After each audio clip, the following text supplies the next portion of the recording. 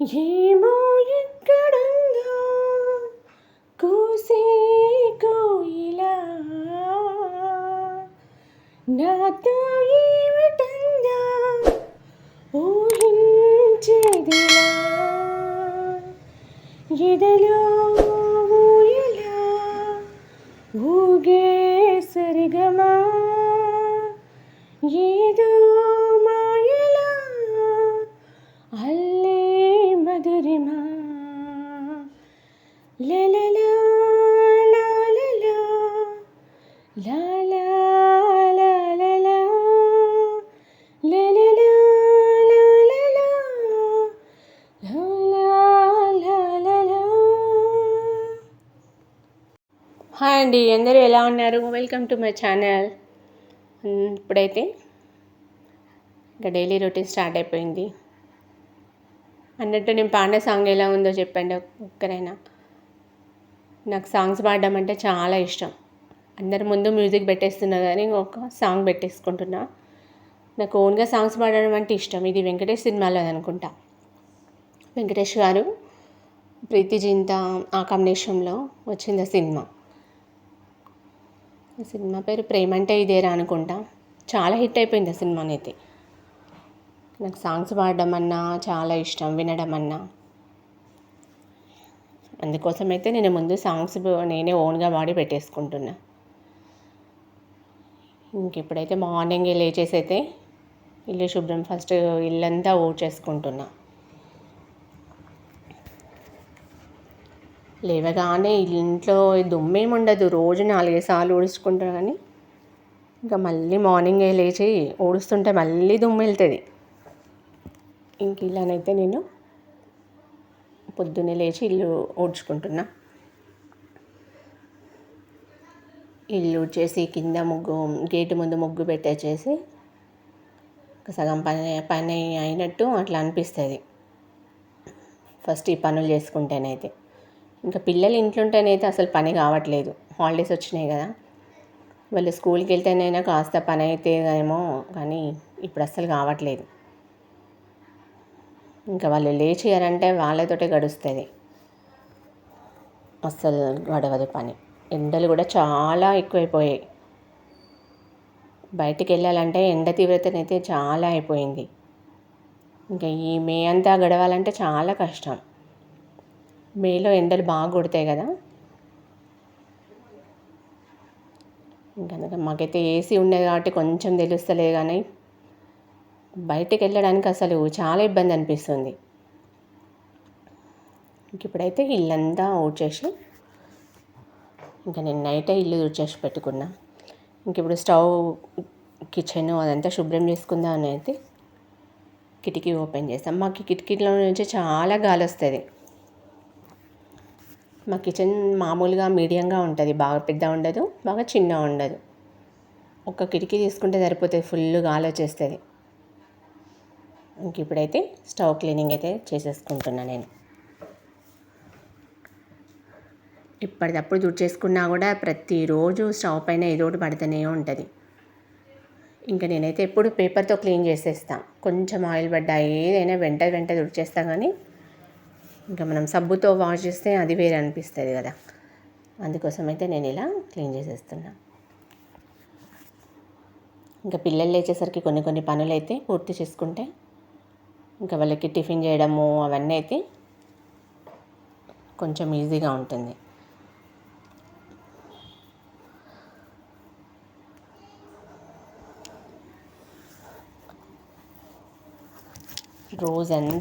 రోజులో సగం అయితే క్లీనింగ్ చేసుకోవడానికే సరిపోతుంది. దానిపైన దుమ్ము, దీనిపైన దుమ్ము అన్నీ తుడిచేసుకుంటూ సగం రోజు గడిచిపోతుంది అసలు అయితే.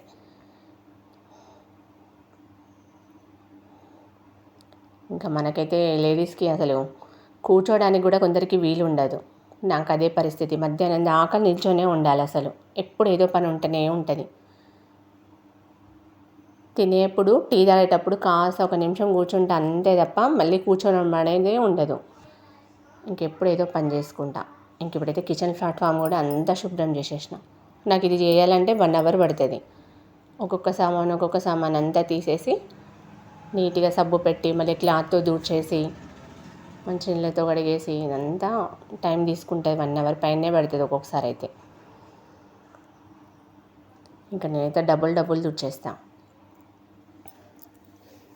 ఇంక స్టవ్ దగ్గర అయితే కిటికీలకి ఇట్లా నల్లగా పట్టేస్తుంది. మొత్తం వంట చేస్తాం కదా, ఆవిరి ఆయిల్ మరకలు ఇట్లా పట్టేసి బ్లాక్నెస్ అవుతుంది. అక్కడ శుభ్రం చేయడానికి కూడా చాలా కష్టమవుతుంది.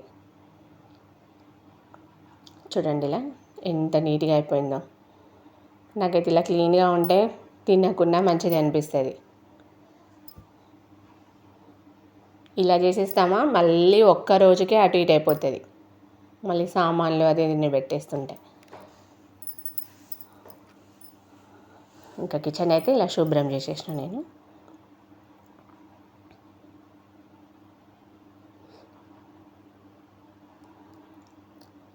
ఇంకా కబోర్డ్స్ అవన్నీ అయితే నేను నిన్ననే తుడిచేసి పెట్టుకున్నా. మా కిచెన్ అయితే ఇలా ఉంటుంది. కొంచెం ఎల్ షేప్ లాగా ఇలా అనిపిస్తుంది. కిచెన్ ప్లాట్ఫామ్ పొడవు కొంచెం పెద్దగానే అనిపిస్తుంది, కొంచెం లెంత్ తక్కువ అనిపిస్తుంది.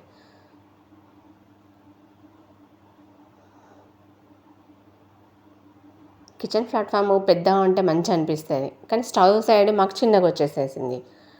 అటు సైడ్ పెద్దగా ఉంది, ఇటు స్టవ్ దిక్కు మాత్రం కాస్త చిన్నగా అయిపోయింది. ఏమైనా పెట్టాలన్నా అన్నీ ఇబ్బంది అవుతుంది అట్లా ఉంటే మాత్రం. పక్కనే సింక్ ఉంటుంది. ఇంక ఇప్పుడైతే అదంతా శుభ్రం చేసేసి స్నానం చేసేసిన. ఇంకా రెడీ అయిపోయి టిఫిన్ చేయాలి కదా అని చేసి ఇప్పుడైతే జడ వేసుకుంటున్నాను నేనైతే. ఇంకా పిల్లలు లేచారు కూడా మా పిల్లలు. చూడు నేను రెడీ అవుతుంటే కూడా ఇలా ఉంటుంది మా చిన్న పాప. ఇప్పుడైతే చపాతీ పిండి పక్కన పెట్టేసి కొంచెం మెత్తబడ్డాక చపాతీ అయితే రోల్ చేసేస్తున్నాను నేను.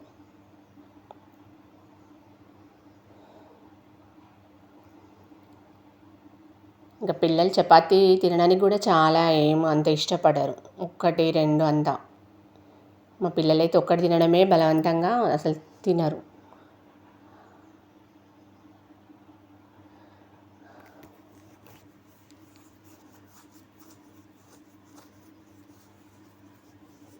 ఇంకా మా కిచెన్లోనైతే కొంచెము లైట్ వేసుకుంటేనే వెళ్తురు ఉంటుంది. పక్కనే పెద్ద అపార్ట్మెంట్ ఉంటుంది, అది చేపట్టి కొంచెం చీకట్లాగా అయిపోయింది. కిచెన్లో ఎప్పుడు ఎంత కిటికీ తీసుకున్నా కూడా కొంచెం వెలుతురు తక్కువనే అనిపిస్తుంది.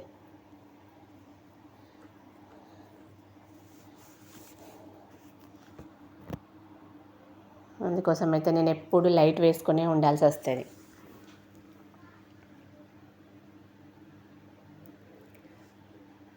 ఇంకా ఫస్ట్ అయితే చపాతీ సెక్షన్ ఇవన్నీ పూర్తి అయితే వంట స్టార్ట్ చేయొచ్చు అని చెప్పేసి అయితే నేను కొంచెం పిండి అయితే తక్కువనే చేసా, కొన్ని చపాతీలకు మాత్రమే. మళ్ళీ మిగిలితే వేస్ట్ అయిపోతాయి కదా అని చెప్పేసి కొన్ని మాత్రమే చేసేస్తున్నా.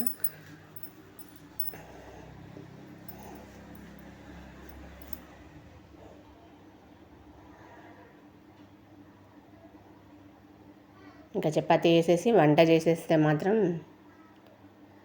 సగం స్ట్రెయిన్ తగ్గిపోయినట్టు అనిపిస్తుంది. వంట పూర్తి కావాలి ఫస్ట్. కిచెన్లో ఈ ఎండాకాలం మాత్రం చాలా ఉడకపోస్తుంది. ఇంకా మాకైతే ఫ్యాన్ ఎప్పుడు తిరుగుతూనే ఉంటుంది కిచెన్లో కూడా. నేను ఒకసారి చూపించాను కూడా, ఒక వ్లాగ్లో చిన్న ఫ్యాన్ పెట్టేసుకున్నా నేను. అది ఎప్పుడు వేసి తిరుగుతూనే ఉంటుంది. ఇంక నేనైతే ఇప్పుడు చపాతీలు అయితే కాల్చుకుంటున్నా.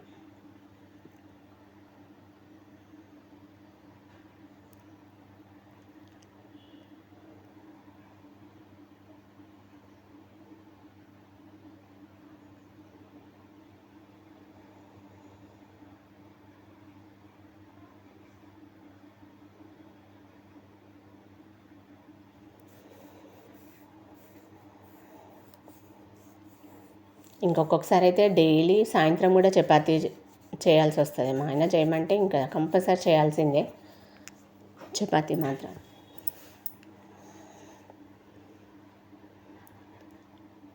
ఇంక ఈ రోజుల్లో హెవీగా ఫుడ్ తీసుకోవడము ఇవన్నీ చాలామంది తగ్గించేస్తున్నారు కదా. నైట్ అయితే కంపల్సరీ ఎప్పుడైనా ఒకసారి నైట్ కూడా చపాతీ చేయాల్సి వస్తుంది.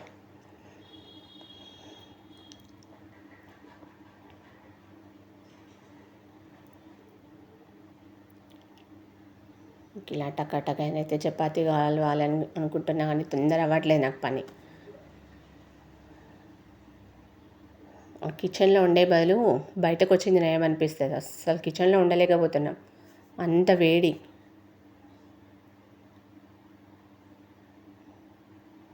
ఒక్కోసారి అయితే 3 టైమ్స్ స్నానం చేయాల్సి వస్తుంది.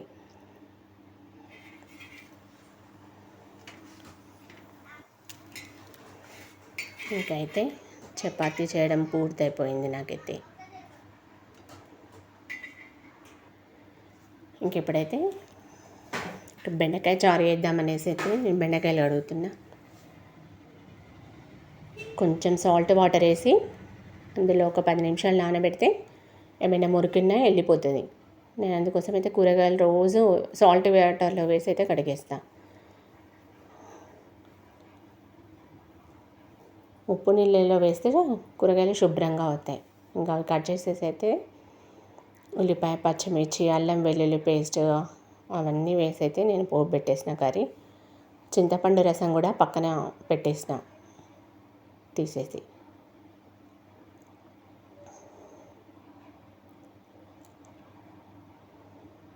మా పిల్లలకి బెండకాయ చారు అంటే చాలా ఇష్టం. ఎక్కువ శాతం అయితే నేను బెండకాయ ఫ్రై అదొకటి అట్లా చేసేస్తుంటాను నేను. బెండకాయ టమాటా. ఇంక ఈరోజైతే బెండకాయ చారు చేయి మమ్మీ అంటే బెండకాయ చారు చేసేస్తున్నా. కొంచెం మెంతి పౌడర్ వేసుకోవాలి.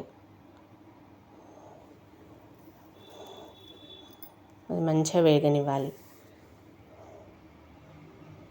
ఎండాకాలం చారులు ఉంటేనే కాస్త రైస్ అట్లా పోతుంది నోట్లోకి, కానీ అసలు తినబుద్ధి కాదు. ఇంక ఇప్పుడైతే బెండకాయ చారు రెడీ అవుతుంది. కొంచెం పసుపు వేసుకోవాలి పోపులో. ఇంక ఇప్పుడైతే కట్ చేసి పెట్టుకున్న బెండకాయ ముక్కలు కూడా వేసేసుకుంటున్నా.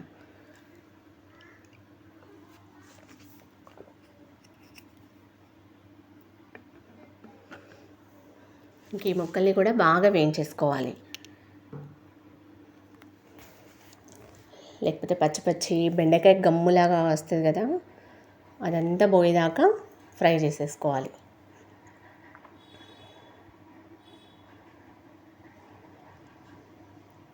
ఇంకా అది కాస్త వేగుతుంది. ఇంకా పైనుండి కొంచెం మెంతి ఆకు కూడా వేసేస్తున్నాను నేను.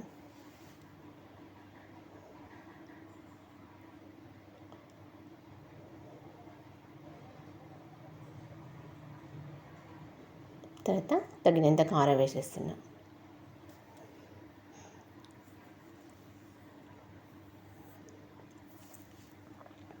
అది కూడా మంచిగా వేగనివ్వాలి. ఉప్పు కారం అవి వేసాక ముక్కలకి బెండకాయ ముక్కలకి అవన్నీ పట్టేసుకోవాలి. తర్వాత చింతపండు రసం ఉంటుంది కదా, అది వేసేస్తున్నా.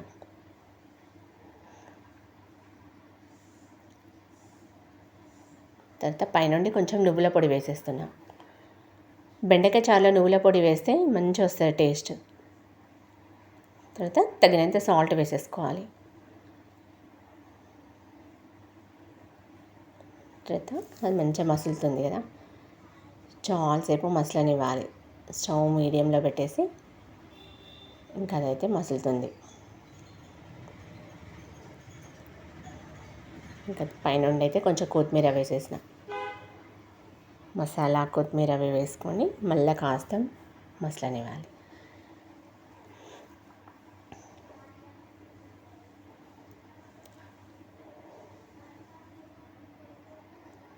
కర్రీస్ చేసేటప్పుడు కాస్త ఓపికతో చేసుకుంటే మాత్రం స్టవ్ సిమ్లో పెట్టి కర్రీస్ టేస్టీగా వస్తాయి. ఆగం వండుకుంటే మాత్రం అవి పచ్చి పచ్చి అసలు నోట్లో పెడితే కూడా పోవు. ఇంకా నేనైతే వంట చేసేటప్పుడైతే కొంచెం ఓపికతోనే చేసేస్తుంటా. ఇంక ఇప్పుడు బాటిల్లో వాటర్ పట్టేస్తే ఫ్రిడ్జ్లో పెడదామని అయితే బాటిల్లో వాటర్ పట్టేస్తున్నా.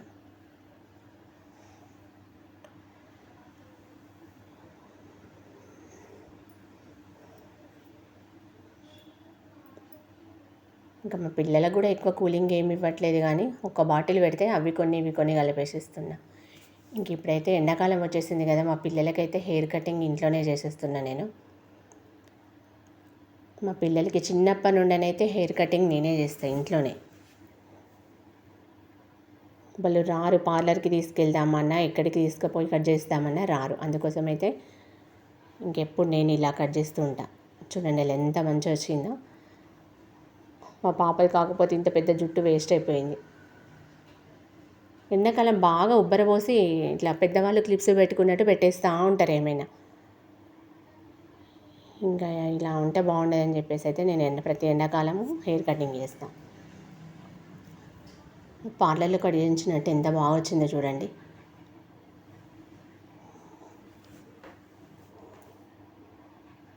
ఇలా పోంటేల్ లాగా వేసేస్తే బాగుంటుంది పిల్లలకి. ఎక్కువగా ఉడకపోయకుండా మంచిగా ఉంటుంది.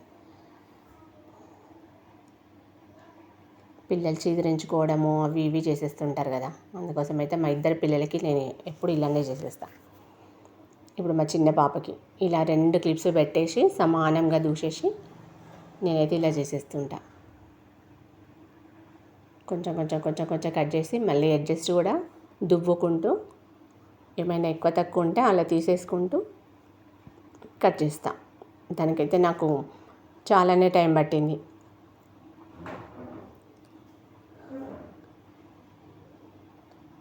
ఇంకా మా చిన్న పాప అసలు ఓపిక ఉండదు ఆమెకు. నేను కట్ చేయించుకోను అంటే ముందు ఒక ఫోన్ ఇచ్చేసి గేమ్ ఆడుకుంటూ అప్పుడు కట్ చేస్తున్నా నేను.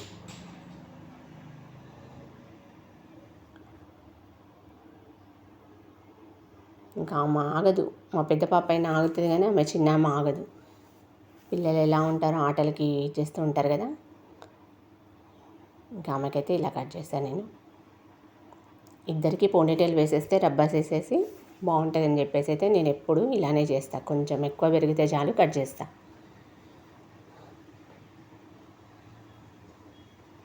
ప్రతి ఒక్కరు ఇలానే చేసుకోవచ్చు. పార్లర్లో వందలు తగలబెట్టేస్తుంటారు కదా, అది ఏమీ అవసరం లేదు. మనం ఇంట్లో కొంచెం ఓపికతో కడిగేసుకుంటే చాలా బాగుంటుంది పిల్లలకి. ఇంకా మా పిల్లలకి సాయంత్రము ఇంకా ఐస్ క్రీమ్ కావాలి అని చెప్పి అడిగారు, చాక్లెట్ ఐస్ క్రీము. నా దగ్గర చాక్లెట్స్ లేవు. ఇప్పుడు ఏం చేయాలని చెప్పేసి 2 స్పూన్స్ పాలల్లో కార్న్ఫ్లోరు, కోకో పౌడర్ ఉంటుంది, అది కూడా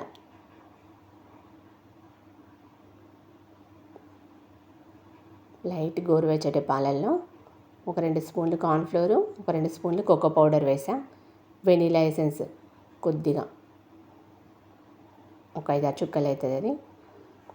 అదంతా మిక్స్ చేసేసి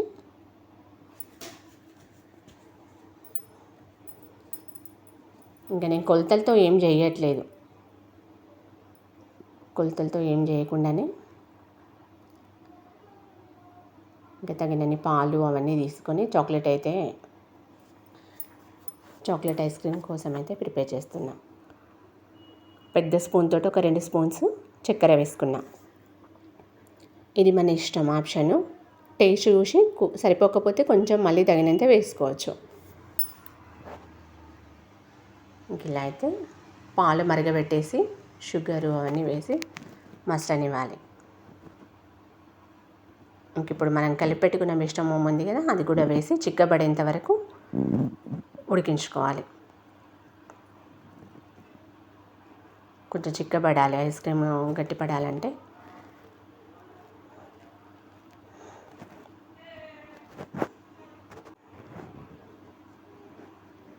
ఇంకా సాధ్యమైనంత వరకు అయితే నేను బయట నుండి ఏం తెప్పించను.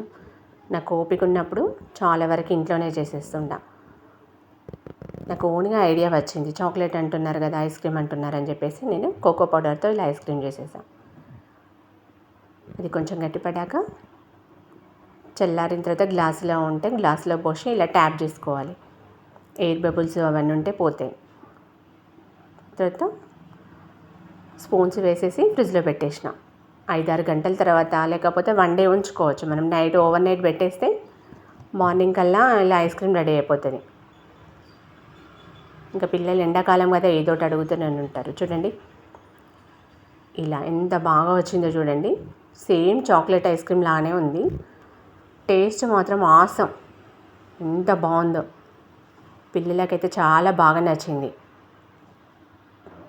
సేమ్ బయట నుండి కొనుక్కొచ్చినట్టే ఉంది మమ్మీ అని చెప్పేసి చాలా సంతోషంగా తినేశారు అవి.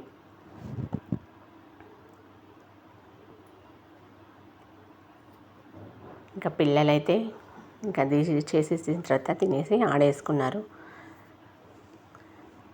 ఇంకా నేను ఇంట్లో చిన్న చిన్న పనులు అది ఇది ఉంటే కూడా పూర్తి చేసుకున్నా.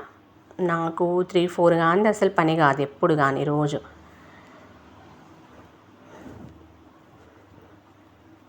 ఇంకా పిల్లలు ఉన్న ఇంట్లోనైతే అందరికీ ఇదే పరిస్థితి దాదాపుగా.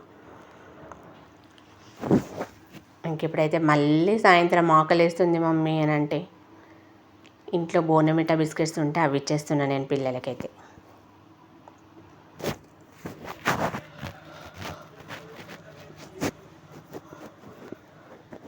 ఇవి జియో మార్ట్లో తెప్పించాను. ఆఫర్స్ ఉంటే ఒక ప్యాకెట్లో 4-5 వస్తాయి అనుకుంటా. ఇంకొక 2-3 డేస్ అట్లా వస్తాయని చెప్పేసి నేను తెప్పించా ఆన్లైన్లోనైతే. ఇంకా వాళ్ళకి ఇలా ప్లేట్లో పెట్టిచ్చేస్తే డెకరేషన్ లాగా చాలా సంతోషంగా తింటారని చెప్పేసి నేను ప్లేట్లో పెట్టేస్తున్నా. పిల్లలకి బోర్న్‌విటా బిస్కెట్లు అంటే చాలా ఇష్టంగా ఉంటుంది కదా. ఇంకా మా పిల్లలకైతే చాలా ఇష్టం ఇవి. ఇంట్లో ఉంటే అంతే, పిల్లలు ఎప్పుడు ఏదో ఒకటి అడుగుతూనే ఉంటారు. ఇంకా మా పిల్లలు మమ్మీ అయిపోయిందా అంటే ఓకే అని చెప్పేసి నేను ఇలా అంటున్నా చూడండి. వాళ్ళకి ఇలా డెకరేషన్ లాగా పెట్టిస్తే మంచిగా తినేస్తారు. ఓకేనండి, నా వ్లాగ్ నచ్చినట్టయితే లైక్ చేయండి.